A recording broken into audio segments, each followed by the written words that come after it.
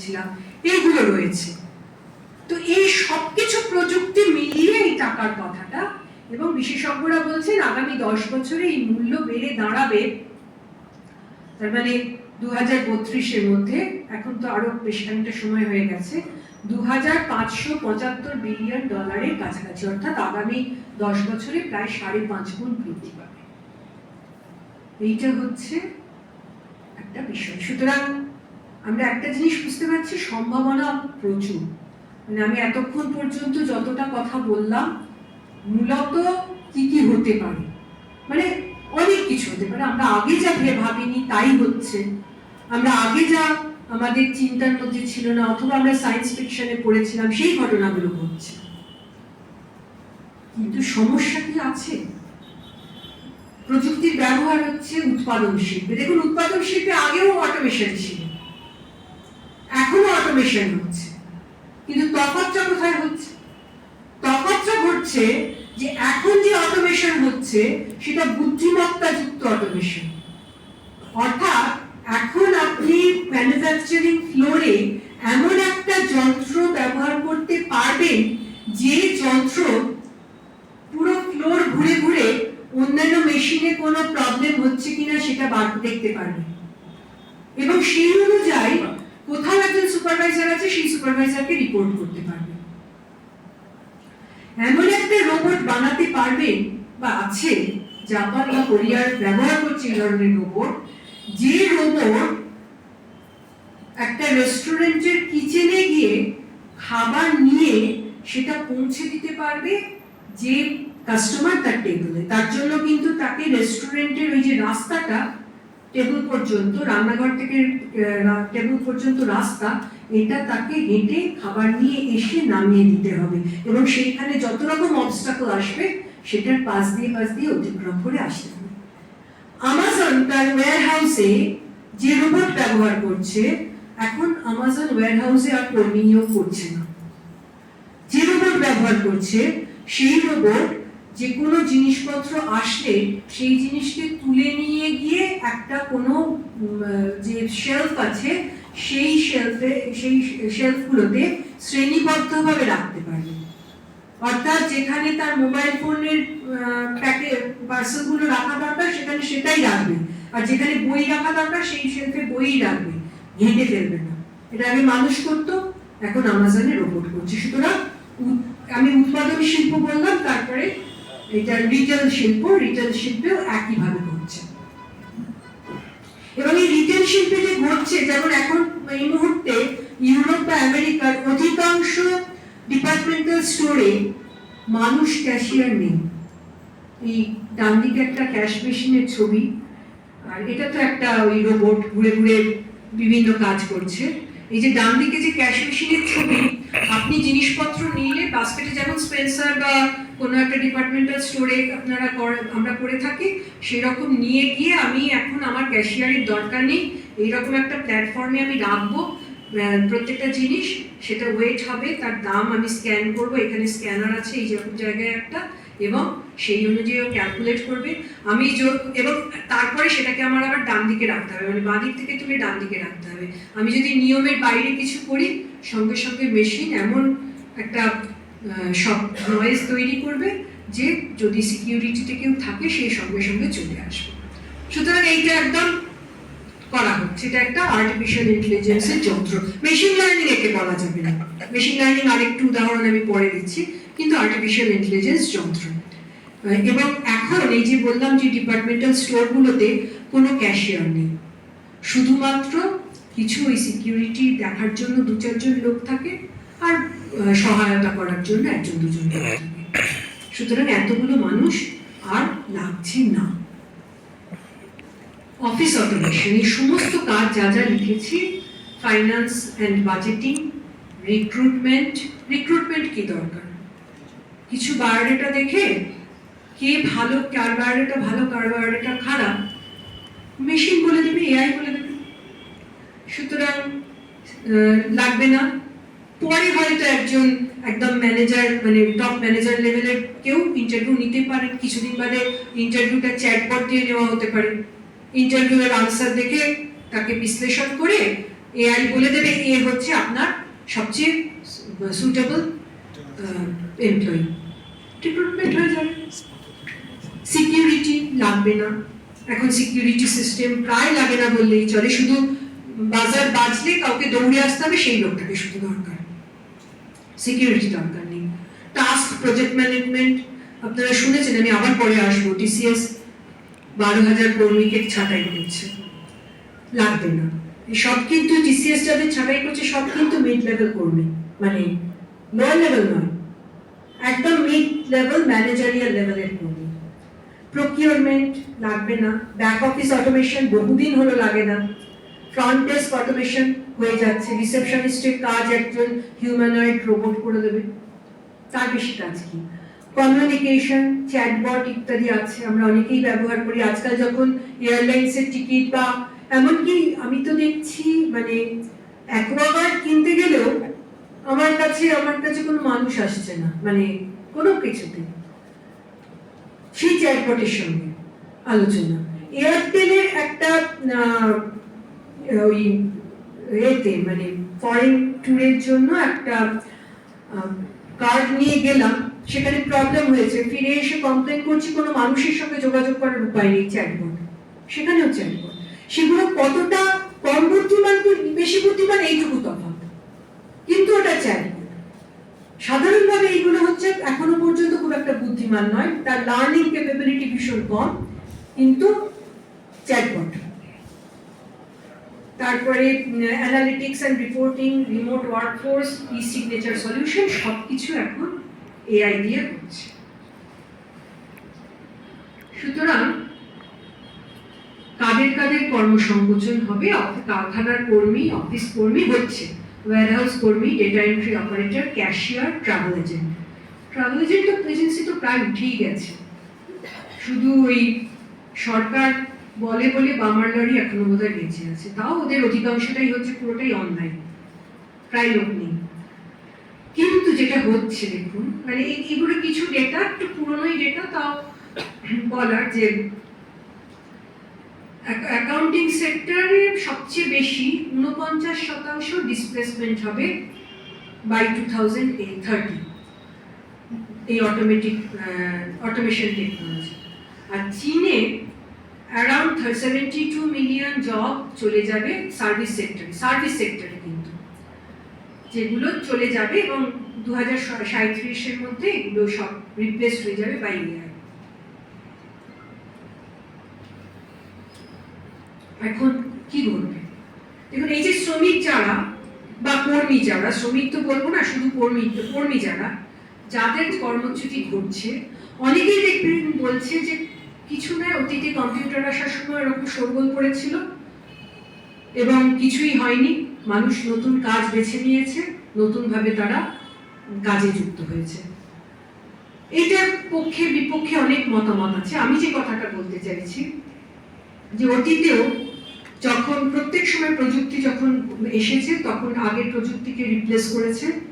আমেরিকার রাস্তায় যখন ঘোড়ার গাড়ি চলতো, তারপর হেনরি ফোর্ড যখন গাড়ি চালালেন, তখন ঘোড়ার গাড়ির যে যারা চালাতেন, যারা চালক, তাদের সবার কাজ গেল। কিন্তু হেনরি ফোর্ড যে গাড়ি নিয়ে এলেন, সেখানে হয়তো মানুষের কিছু কাজ পাওয়া গেল। কিন্তু একটা জিনিস ঘটে, যে কোনো প্রযুক্তি যখন চলে গিয়ে নতুন প্রযুক্তি আসে, এই তিনটে বিষয় ঘটে।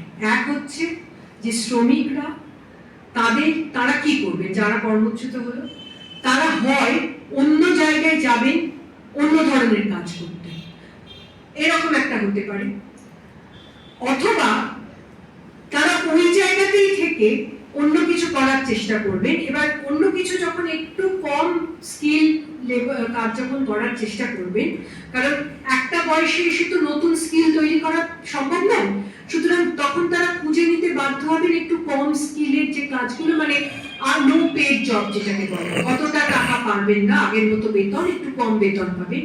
যখন সেটা চেষ্টা করবেন, তখন একটা ওয়ার্কফোর্সের মধ্যে অনেক বেশি মানুষ যুক্ত হবে, সুতরাং গড় যে মজুরি সেটা কিন্তু কমে যাবে। এটা আগেও ঘটেছে, এটা ঘটবে।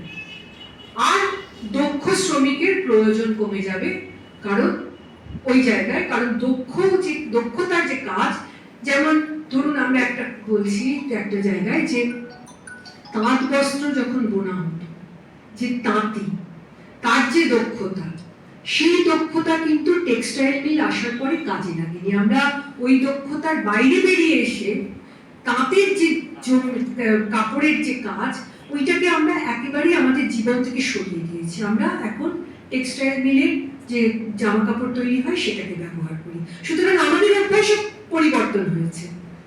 বা আগে লোহার গ্রিলের যে কাজ হতো, আপনাদের মনে আছে আগেকার দিনে সুন্দর সুন্দর লোহার গ্রিলের যে কাজ, মানে এটা বিশেষ করে ঊনবিংশ শতাব্দী ঊনবিংশ থেকে বিংশ শতাব্দীর মাঝামাঝি পর্যন্ত যে সুন্দর লোহার গ্রিলের কাজ, এটা কিন্তু এখন সম্পূর্ণ রিপ্লেসড হয়ে গেছে।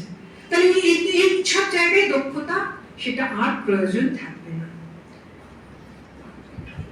সুদক্ষ কর্মীদের কি হবে? কিছু তথ্য আমি টিসিএস এর কথাটা বলেইছি। আমাজন 2023 সালে 27,000 কর্মীকে ছাঁটাই করেছে। তারা একটা সময় ক্লাউড কম্পিউটিং এ তারা এক্সপার্ট ছিল, আর তাদের দরকার নেই, আমাজন ছাঁটাই করেছে। এবং আমাজনের সিইও বলেছেন, এটা খুব রিসেন্টলি, এই অ্যান্ডি জেকসন খুব রিসেন্টলি বলেছেন, we will need fewer people doing some of the jobs that are being done today. এখন যে সমস্ত কাজগুলো হয় তার জন্য যত লোক লাগে, খুব তাড়াতাড়ি আমরা তার থেকে কম লোক নিয়োগ করব। টিসিএস বললাম, কগনিজেন্ট, ইনফোসিস, উইপ্রো বেশ কিছুদিন ধরেই ছাঁটাই করছে, আমরা খবর পাই না। কারণ কি? এগুলো ওরা আস্তে আস্তে করে, চাপা থাকে। ওই আইটি কর্মীরা কিছুদিন কদিন একটু রাস্তায় ঘাটে আন্দোলন করে, তারপর আবার চাপা পড়ে যায়।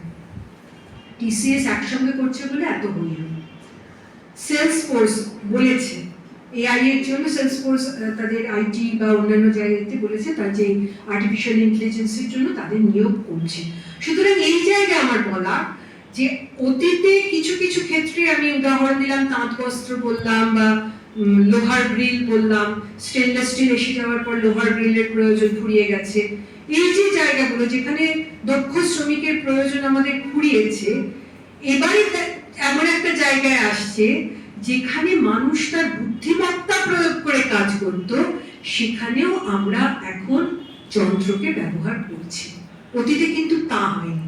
অতীতে মানে মানুষ তার অন্য ধরনের দক্ষতা, সেখানে মানুষকে প্রতিস্থাপিত করা হয়েছিল। আর এখন হচ্ছে মানুষ যেখানে বুদ্ধিমত্তা প্রয়োগ করে যে কাজগুলো করে এসেছে, সেইখানে তাদের প্রতিস্থাপিত করা হচ্ছে। আমেরিকায় মাইক্রোসফট, আমাজনের 25% প্রোগ্রাম লেখা হয় আর্টিফিশিয়াল ইন্টেলিজেন্সের দ্বারা। গত 2 বছরে প্রতি ঘন্টায় 23 জন প্রযুক্তিবিদ ছাঁটাই হচ্ছে। এমনকি রেডিওলজিস্ট, আইন সহায়ক ইত্যাদি কাজও বিলুপ্ত হতে পারে। সুতরাং সুদক্ষ কর্মীরা নিরাপদ নয়। কোন কোন কাজ আগামী দিনে মানুষকে সরিয়ে রোবট বা কম্পিউটারের হাতে চলে যাবে? Anything that can be learned, যা কিছু শেখা যায়, মানে যা কিছু মানুষকে প্রশিক্ষিত করা যায়, যা কিছু ট্রেনিং দিয়ে করানো যায়। বিশেষজ্ঞরা বলছেন সব কিছু এই আর্টিফিশিয়াল ইন্টেলিজেন্সের হাতে চলে যাবে। তাহলে কেমন হবে আগামী ভবিষ্যৎ?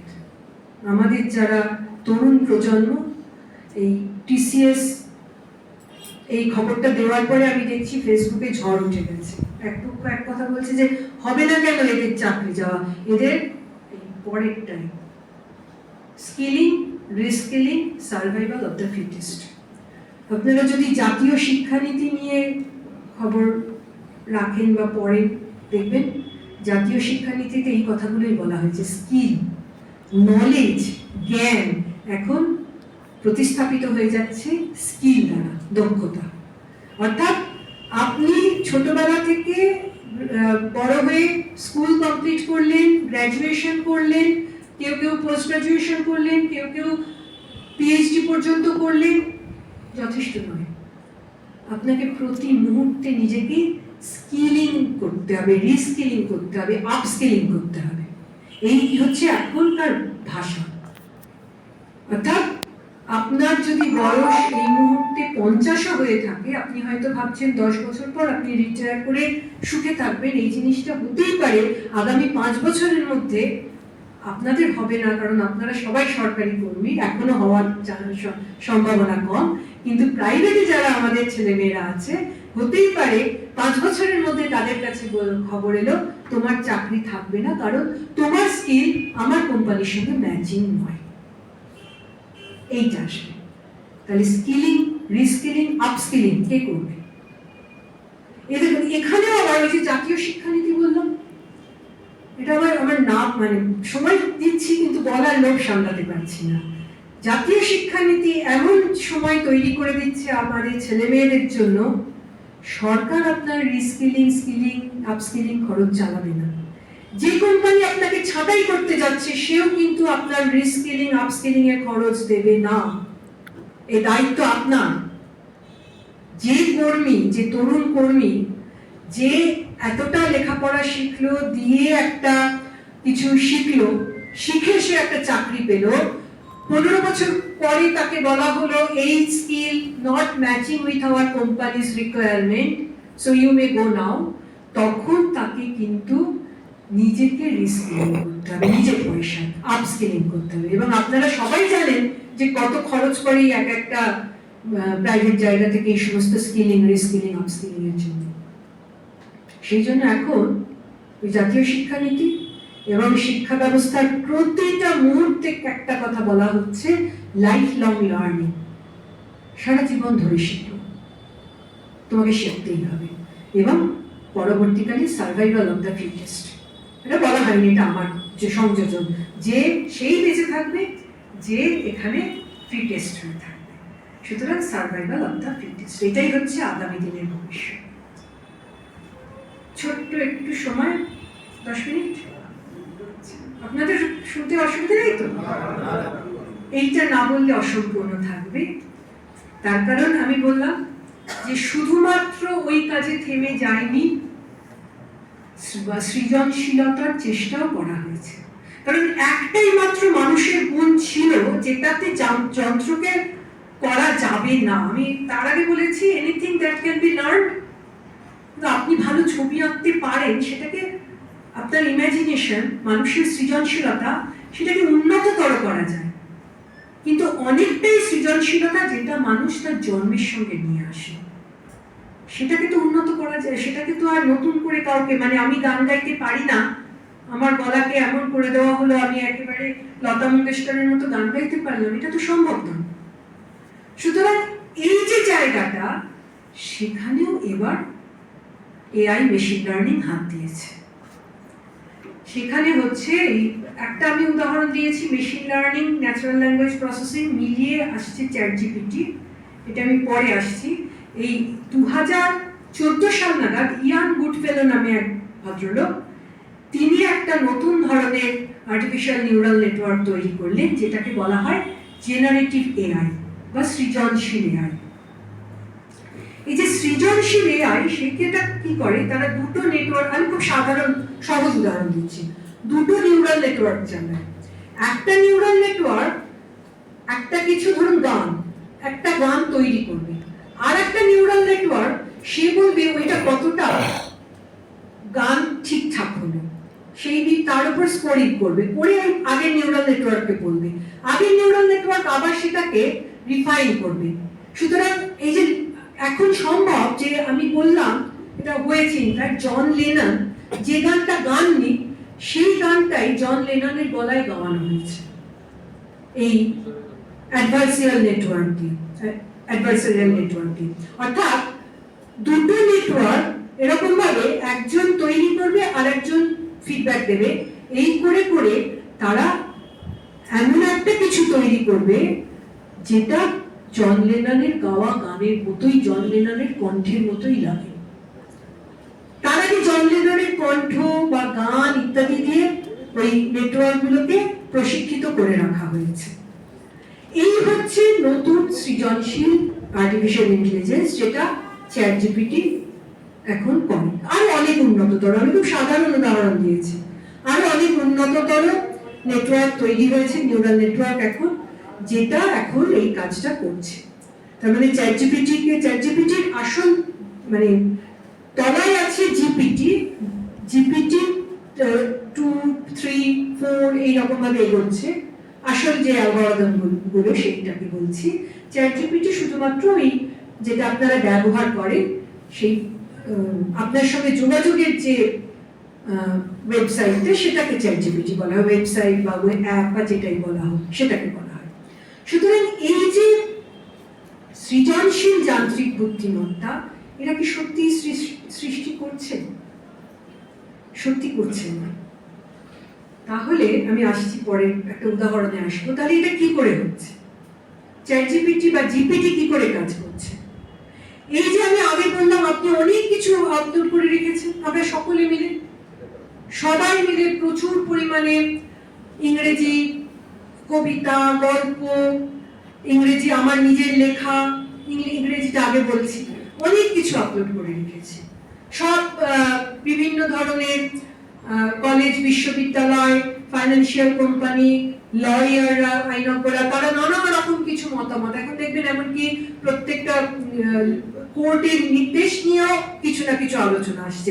প্রচুর পরিমাণে সবকিছু ইন্টারনেটে আছে, সবকিছু আপনি যা খুঁজতে চান সবকিছু পাবেন। এই জিপিটি এই সমস্ত কিছু দ্বারা ট্রেনিং হয়েছে, প্রশিক্ষণ দেওয়া হয়েছে ইন্টারনেটের থেকে। এবং এই যে ইন্টারনেটের থেকে তাকে প্রশিক্ষণটা দেওয়া হয়েছে, এই প্রশিক্ষণের ফলে সেই ইন্টারনেটে যা যা পাওয়া যায় সেই সবকিছু সম্পর্কে সে জানে।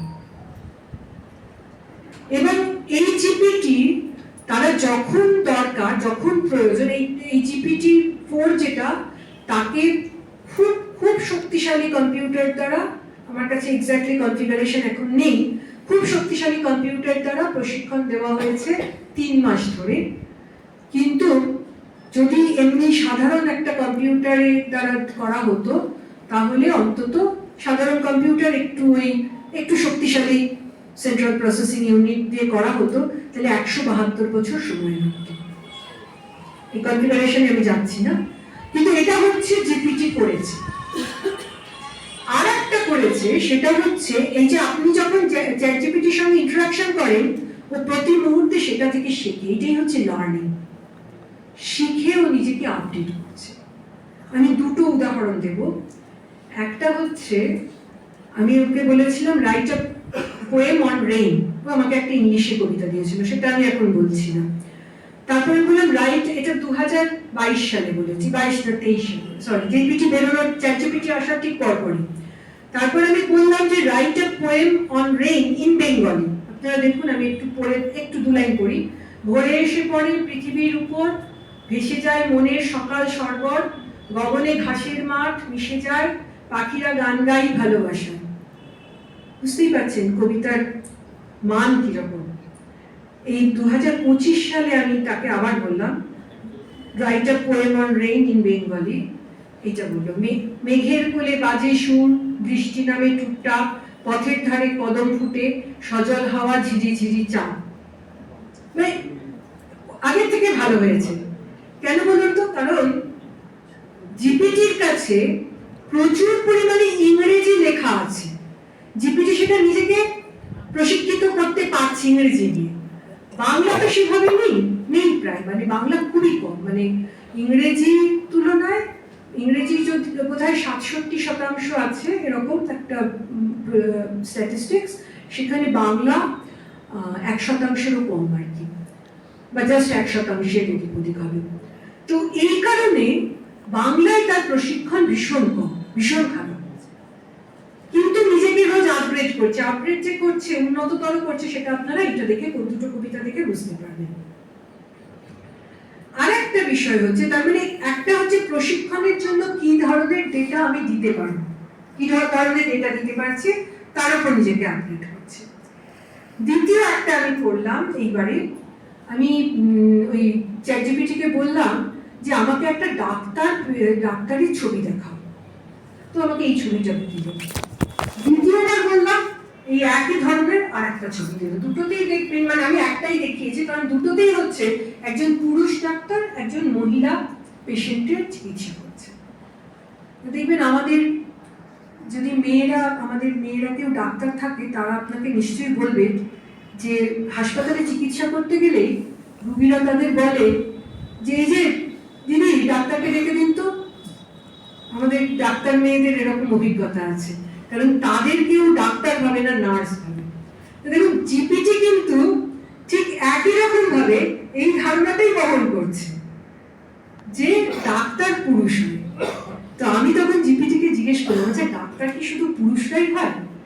তখন জিপিটি বলল যে আমাকে এই উত্তরটা দিল, that's great point, the AI sometimes generates images based on common stereotypes, মানে এটাকে বলে জ্ঞান পাপি আর কি, but that does not mean doctors are always male।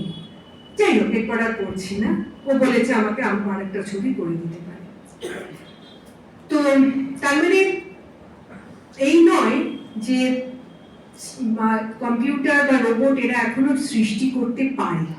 এবং জিওফ্রি জেফারসন, তিনি ব্রিটিশ নিউরোলজিস্ট, উনি বলছেন not until a machine could write a sonnet or compose a concerto because of thoughts and emotion felt, and not by the chance of fall of symbols, could we agree that machine equals brain that is not only write it but know that it had written it। মানে machine যতক্ষণ না নিজে জানবে যে সে একটা কবিতা লিখছে, মানে লিখছে শুধু না, সে জানবে সে লিখছে, যতক্ষণ না সে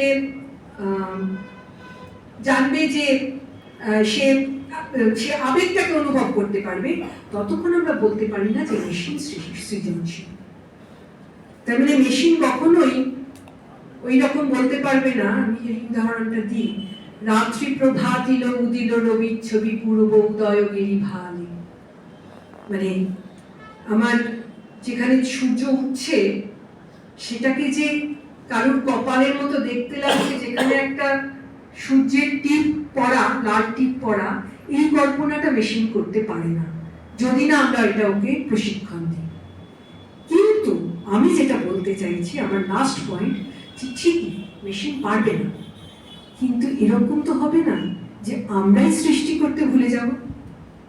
আমরা কালকেও আমার ছাত্র, আমি যখন তাকে বলেছি পেপার পাবলিশ করতে যাবে, আমি বলেছি রিভিউয়ার্স কমেন্টের কিছু রেসপন্স লিখো। আমার ছাত্র কিন্তু যথেষ্ট বয়স, পিএইচডি করছে এবং এক জায়গায় পড়াচ্ছে। আমি বললাম রিভিউয়ার যে কমেন্ট করেছে তার রেসপন্সগুলো লিখে আমাকে পাঠাবে। আমার বললো কোনো ব্যাপার না ম্যাম, ওই চ্যাট জিপিটিকে বলে দেবো, লিখে দেবে। এই কাজ যদি তোমার ছাত্র করে তুমি কি বলবে? তখন সে যেমন আমরা বকাবকি করি ওইরকম কিছু কথা বললো, কিন্তু দুর্ভাগ্যের বিষয় এটাই, আমরা এটাতে অভ্যস্ত হয়ে যাচ্ছি। আমরা ভাবছি যে আমি গান গাইতে না পারলেও আর্টিফিশিয়াল ইন্টেলিজেন্স ব্যবহার করে আমি লতা মঙ্গেশকরের মতো গানটা গেয়ে ফেলতে পারবো। এই যে অভ্যাস মানুষের চলে আসছে। বা আমরা খুশি হচ্ছি জন লেননের কৃত্রিম গলা শুনে, আমরা খুশি হয়ে যাব কিশোর কুমারের গলায় যদি আমি এখনকার নতুন অরিজিৎ সিং এর গান শুনতে পাই। এই যে আমাদের খুশি হওয়া, এটা মানুষের মধ্যে সৃজনশীল ক্ষমতাটাকে ঢাকা দিয়ে দিতে পারে, এটা আমার আশঙ্কা। সুতরাং আমি শেষ করতে চাইছি অন্য জায়গায় এসে। এইটা বলার আগে আমি দুটো কথা আপনাদের বলতে চাইছি। দেখুন, দীর্ঘদিন ধরে আমরা আমাদের শ্রমশক্তিকে মানে শ্রমশক্তি যাতে বেশি না লাগে, আমাদের জীবনটাকে সহজ করার জন্য যন্ত্রের ব্যবহার করেছি। এখন আমাদের বুদ্ধিমত্তা, সৃজনশীলতা, এই সমস্ত জায়গাতেও আমরা প্রতিস্থাপিত করছি যন্ত্র দিয়ে। তাহলে আগামী দিনে কি করতে চলেছে? হয়তো আগামী দিনে এমনও হতে পারে যে অনেক অনেক মানুষ তারা উদ্বৃত্ত হয়ে গেল, মানে মানুষের শ্রমশক্তি, মানুষের বুদ্ধিমত্তা এটাই উদ্বৃত্ত হয়ে গেল। তাহলে উদ্বৃত্ত বুদ্ধিমত্তা, উদ্বৃত্ত শ্রমশক্তি দিয়ে কি হবে? প্রশ্নটা এখানে। কিন্তু এখানে যেটা বলার, মানে আমি একটু আশার জায়গাতে শেষ করতে চাইছি, যে এটা নয় যে আমরা এখানে চুপ করে যা ঘটছে আমাদের সামনে সেটা ঘটতে দেব। কারণ এমন কিছু মানুষের হাতে এই মুহূর্তে এই আর্টিফিশিয়াল ইন্টেলিজেন্সের মতো প্রযুক্তি শক্তিশালী, সবচেয়ে শক্তিশালী প্রযুক্তি এখন, কিন্তু এই প্রযুক্তিটা যাদের হাতে আছে তাদের লক্ষ্যটা কিন্তু মুনাফা অর্জন করা, তাদের লক্ষ্য আরো কিভাবে আমি, সুতরাং মানুষের শ্রমশক্তি রিডান্ডেন্ট হয়ে যাক তাদের কিছু আসে যায় না, মানুষের বুদ্ধিমত্তা রিডান্ডেন্ট হয়ে যাক তাদের কিছু আসে যায় না। তারা ভাবছে আমি কি করে আমার ঘরে টাকার পাহাড় তৈরি করতে পারবো, বা আমি কি করে আমার নিজের জীবনের জন্য আমি ওই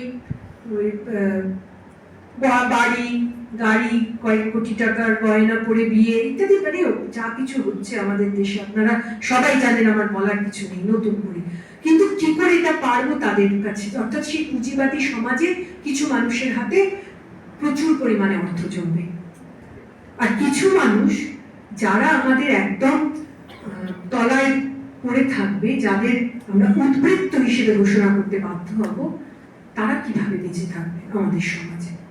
কিছু না কিছু দিন আমরা হয়তো তারা আমাদের কাছে উদ্বৃত্ত বলে মনে হবে, তখন আমরা তাদের কিভাবে, বা আমরা আমাদের মধ্যেও বেশ কিছু মানুষ হয়তো থেকে যাবে যারা আগামী দিনে উদ্বৃত্ত বলে ঘোষিত হবে।